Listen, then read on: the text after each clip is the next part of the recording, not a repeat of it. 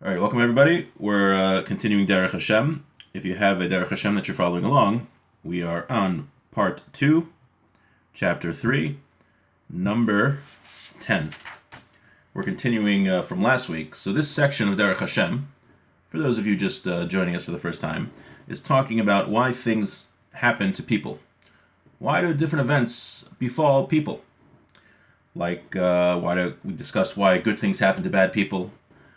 We discussed last week. We talked about why a tzaddik might suffer in this world, specifically if it's a tzaddik who leads the generation, or a chassid who leads the generation. We talked about the difference, and that sometimes their suffering is actually an atonement for the sins of the generation. Might not be something that they necessarily were directly responsible for. And then we talked about the common concept that a person will suffer in this world so that when he goes into the next world, he will be free from sin. So that's what this section is talking about. How does Hashem's judgment work to different people, and why do things happen to different people? So now this week we're going to talk about another reason why things happen to people, why events occur in the life of a person. And this reason is reincarnation, that a person's neshama could have existed, probably did exist, in another body in a different lifetime, and that will affect what happens to him in this lifetime. So sometimes we could look at a person and say, oh, why did this terrible tragedy befall him? It's possible that it happened because of something that happened in a previous life. So now we never know why exactly a specific event happened to somebody, but all we're doing now is discussing the various reasons why something might have happened. So let's just start reading, and then as always, if you have any questions, you could just shout them out, or you could type them in the side if you're shy. Okay, Od Shorish Acher Nimtza La'anhaga Benyane Olam Hazeh. There's another way that Hashem deals with us in Olam Hazeh, in this world. V'hu she'achachme halyayna sidra, that Hashem's great wisdom decided, Laharbos Orat Salah K'moshe Zacharnu, to add more opportunities for salvation. This is a concept we talked about earlier, that Hashem wants to make it that a person could have all of his sins erased in this world, so that when he gets into Olam Haba, he could have the most pleasure and most reward possible. So what we're about to discuss now is another opportunity for a person to achieve the greatest possible pleasure in Olam Haba, in the next world. Sheneshama achas tavel Olam Hazeh pa'amim shonos begufim shonim. Sometimes one neshama could come into different bodies at different times. Va'idezeh hine tuchal letaken bepam achas asher kilklo bepam acheres o lahashlim ma shelo hishlima. Through this concept, a person, a neshama, could fix up something that he messed up in a previous life, or he or she could finish some duty that they had to do, some mission that they had to accomplish that they were not able to accomplish. Ve'ulam besof kol hagilgulim ladin shelo asad lavo hine adin ye'aleh kfi kol ma she'avar aleh min hagilgulim shenizgalgala umin hamatzavim shehaysa bam. And then in Olam Haba, in the next world, a person will be judged based on every life that he had. It won't just be on the closest life to when he died finally to go to Olam Haba, but it will be based on every stage of that reincarnation, every Gilgul that he was in. Now, from the Ramchal here, it could be that the person didn't fulfill his mission, or that he messed something up so that he had to fix in this world. And I heard this over from a Rebbe of mine, that in fact, I think it might, I'm not sure if it's a Magid Meisharim, but the angel told the Beis Yosef, told Rav Yosef Cairo, he had many wives. He was Sephardi. They had several wives back in the day, the Sephardim, and one of his wives couldn't have any children. So the angel told him the reason that she couldn't have children was because that in a previous life she was a man, she was a Talmid Chacham, and he was a Talmid Chacham who didn't teach Torah to others, and the tikkun that needed to be done, the punishment to fix that up, was that he come back in this next life as a woman who couldn't have children. For whatever reason, that was the specific tikkun that it had. So that was very interesting. But you see that this Talmid Chacham, it was actually beneficial for him, because in the end of the day, he didn't have to pay for it in Olam Haba, but could be reincarnated and have that erased in this world through the suffering in his second life. Now, let's read on first some other things. V'hinei, after she'agia inyanim la'adam shenishmaso mehugalis, kfi ma sheyugrim la mitzad ma she'asa b'gilgul kodem. So it's possible that something will happen to a person in his life that is because of something that happened in a previous life. V'yinasin la'adam hahu ba'olam matzav k'fi zeh. U'k'fi yamatzav shinatzan lo yeh hamasa asher yutal alav k'mo shezacharnu le'el. And that'll be his path in life. The situations that he has to deal with could be as a direct result of what happened in a previous life. Ukvar dino yizbarach shmo meduktak al kol adam, and Hashem's din, his justice, is very specific on every person. Lefi mashahu b'chal b'chinaisav perish b'chol prati matzavo. Every single detail of a situation that a person finds himself in is very specifically decreed by Hashem. Ba'ofen shelo ya'amos la'olam ala adam. La'olam haba shehu atov amiti ashma she'ein lo emes aval yagia lo min amasa ha'pekuda ba'olam hazek fi ma shetiflik la'chacham al yanik fi zeh yidunu masav. And based on this specific judgment of Hashem, how he should find himself, it's in order that when he gets into Olam Haba, that he will be able to go right into Olam Haba, and he can be, because he's being judged based on all of his actions, so those actions are judged and everything is paid for in this world, in Olam Hazeh. So therefore, the whole purpose of this, it's really a chesed from Hashem, that when he gets into Olam Haba, he's all set to go. Now, how do we know, so he's saying that a person is in this world to fix something up, that perhaps he's in this world to fix something up that he did in a previous lifetime. So how do we know what that is? So there's a famous Vilna Gaon that many of you may be familiar with. It's in Yonah, Perek Daled, Pasuk Gimel. It's quoted here by Rabbi Naaman. So he says that the way to know if you were reincarnated to be masaking, to fix up a certain thing that you did wrong in a previous life, there's two simonim, two ways to tell. One is, he says, it's an avera that you have violated many times. And two, it's an avera that you have a great desire for, that you just really, really want to do, and it's become second nature to you. So if you have an avera, if a person has an avera that he or she violates and that he has a desire, that could be, it's a siman, that's the specific sin that you were reincarnated to fix up. And he actually explains, based on this famous memory of Chazal, it says there's a big debate. There's a big debate between the sages. Is it better that a person was created? Was it better that a person was not created? In the end of the day, it says that now that a person was created, it says he should check his deeds. So it's a very obvious question, right? It says now that he was created, he should check his deeds. Why check his deeds? Like examine his ways. Why doesn't it say now that a person was created, he should serve Hashem? Why does it say he should examine his deeds? So the Vilna Gaon says because you're examining your deeds, because it could be you were only created to fix that one specific thing that you messed up in the previous life. So that's why it says once you were created, he says it's not going on the first time. That memory of Chazal is not going on the first time a person was created. It's going on the second or third time. So it doesn't say now that you were created, serve Hashem. It says now that you were created, check your deeds. Find out what is that thing that you have to fix up in this lifetime. And I saw quoted also from the Chavetz Chaim.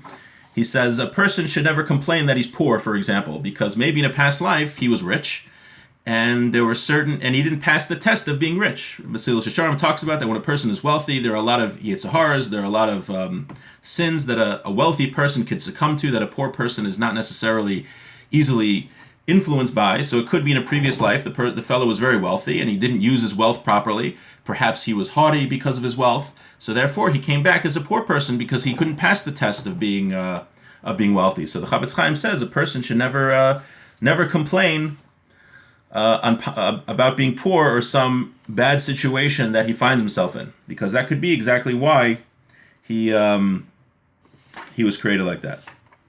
Okay, let us go further. V'hinei prati bechinos rabos yimatzu be'inyan zeh shel Gilgul. There are many details about Gilgul, about reincarnation. Echi ha'adam nidon lefi mashehu begulgulo, and how a person is judged based on his Gilgul, lefi mashekadam begugulacher, and based on what happened in another Gilgul, l'shia hakol pia mishpat amiti v'yasher. But everything happens is based on the true and straight justice of Hashem. Va'al kol zeh ne'emar, and on all of this it says the pasuk Hatzor Tamim Palok, he called Rachav Mishpat. The rock, Hashem, all of his deeds are perfect and all of his ways are just. Ve'em bebruim yadia shetuchol lichol machshavos yizbarach shmo ve'omek atzaso. And he says, the mind of a created being cannot possibly fathom the depth of wisdom of Hashem in all of these matters. Rak haklal hazeh, we just know the general principle, yadanu kechol she'ar haklalim, like all the other principles, she'echad mimakoros mikreihem shel b'nei adam ba'olam hazeh hu agilgul. All we know is that one of the sources of why events befall a person is because of Gilgul, because of something that may have happened in a previous life. Al pi osem hachukim v'hamishpatim ha'isharim shehuchaku lefanav yizbarach shemo lahashlam hazeh ha'inyan kulo.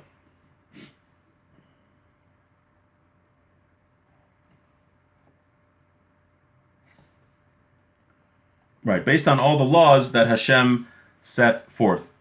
And I wanted to share something else I saw from Rav Chaim Friedlander. So first, actually, the Ramchal says in another place, we keep talking about the neshama coming back.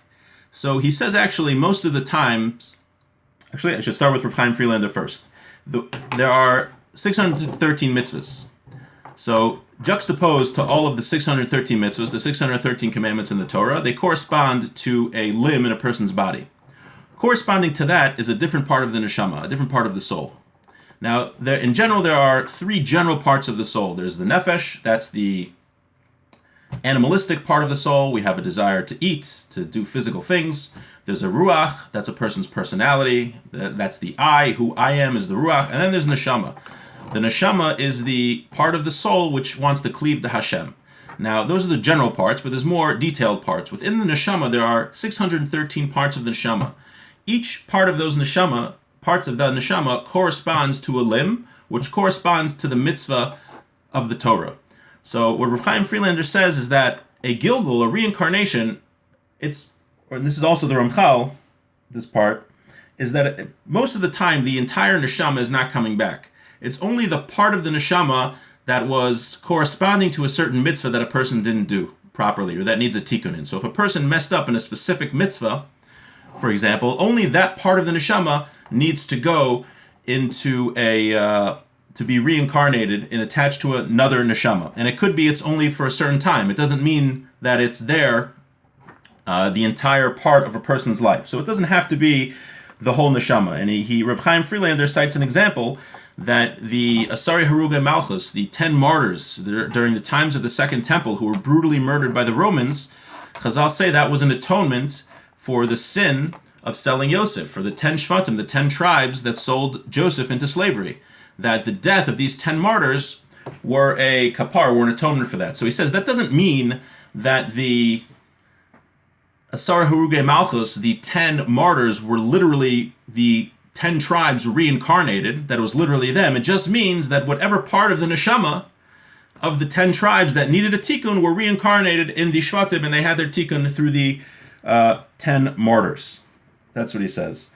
And he says sometimes, the Ramchal writes, you could have a person who has 20 parts of a neshama, and you can have another person that has 500 parts of a neshama.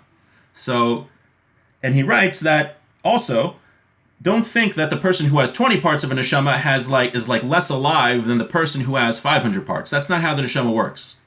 This has nothing to do with the life force. So if someone has 500 parts of a neshama and he's reincarnated, that doesn't mean he's more alive than somebody who's 20 parts. All it does mean, though, is that his neshama is more connected in Shemayim to the upper worlds, because that's the part of the neshama that connects to the upper worlds, is the neshama. So that person who has 500 neshamas, he's not more alive. You can't tell by looking at him those guys have that guy has a lot of neshamas. Oh, wow. You can't tell. But the fact is that based on those 500 neshamas, those are connected more to the upper world. So he has more of a connection in that sense. And he gives an example of this, right? On Shabbos, we say we have a neshama yisera. On Shabbos, we say we have an extra soul. So you don't feel the extra soul. What it means is that since you have that neshama, it's easier to connect with spirituality on that day, but you don't feel it. You're not more alive on Shabbos because you have another soul. It means that you have that added dimension of spirituality. So it's a similar concept over here. Now, something that he doesn't mention, just to finish off with one more detail, he doesn't mention in Derech Hashem, but he mentions in Maimer HaChachma, is that there is a type of reincarnation that is just a punishment. Up until now, we're talking about a person's a neshama, or a part of a neshama, or a whole neshama is reincarnated into a person in order to fix up, to do something properly which he messed up in a previous life. But there's a type of reincarnation which is just a punishment, and that is that a neshama could be reincarnated into a rock or a plant or an animal. Now, the reason that this is such a punishment is because a neshama, a soul, is just I don't want to say being, it's a reality which just wants to cleave to Hashem and get close to God and be spiritual, and then this neshama is trapped in a physical object which has no real connection to Hashem, so it's torture for the soul to be reincarnated into an animal or to an inanimate object, and that is as a punishment in order to erase the sins so that person could go into Olam Haba. And as the Ramchal wrote at the end here, we do not know all of the details how this works, and we can't say why this person is experiencing that and he's a Gilgul of that, and the Gemara does say about certain famous people. But the idea is that the reason the Ramchal is bringing this here in Derech Hashem is because this section goes through what are reasons that different events befall a person during his lifetime. So one of the reasons is that certain events could happen to him because of something that transpired in a previous life. And that is what the Ramchal is discussing here. So now we have another reason. We ask the famous question of why is this righteous person suffering? It could be that he's suffering because of something which happened in a previous life. So we can add this to our list of 4 or 5 reasons we had of why the righteous may suffer. Does anyone have any questions or comments or anything? Okay. Thank you to everyone for coming, and thank you for the first timers. Great to see you. Have a good night.